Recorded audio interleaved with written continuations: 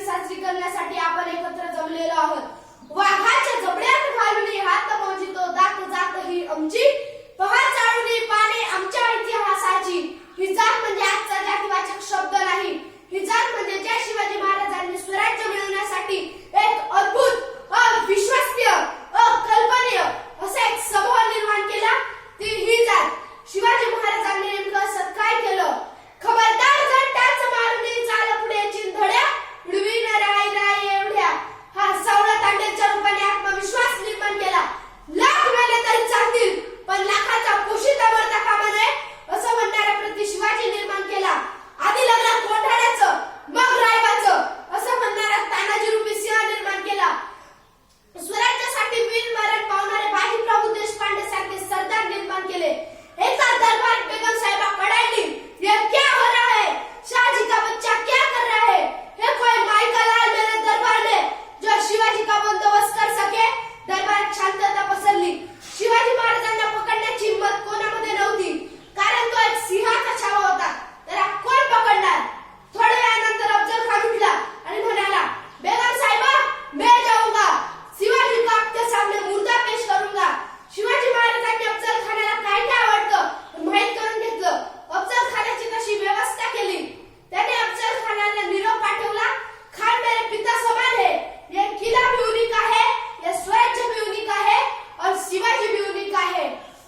अफजल खान सय्यद बंडाला घेऊन प्रतापगडावर शामियानाकडे निघाला. शिवाजी महाराजांनी आपल्या बुद्धी चातुर्याने पुन्हा निरोप पाठवला, शिवाजी सय्यद बंडा से डरता है. अफजल खानाला वाटलं, अरे हा तर आपल्या नोकराला घाबरतो, तर आपल्या समोर काय टिकणार. 22,000 अफाट फौज जमलेला अफजल खान एकटा शिवाजी महाराजांना भेटायला गेला.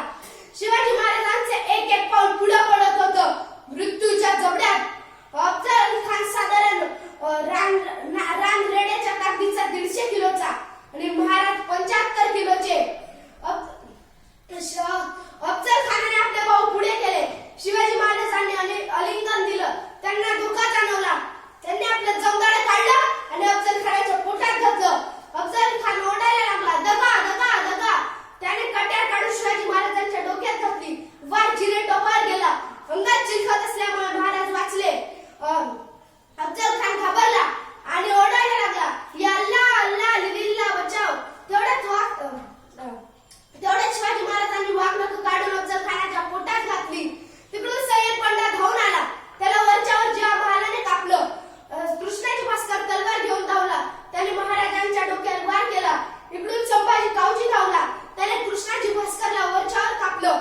शिवाजी महाराजांनी अफजल खानाचा कोथळा बाहेर काढला. अफजल खान गेला, संपला, मेला. जर अफजल खानाऐवजी शिवाजी महाराज गेले असते तर या महाराष्ट्राची संस्कृती निराळी राहिली असती.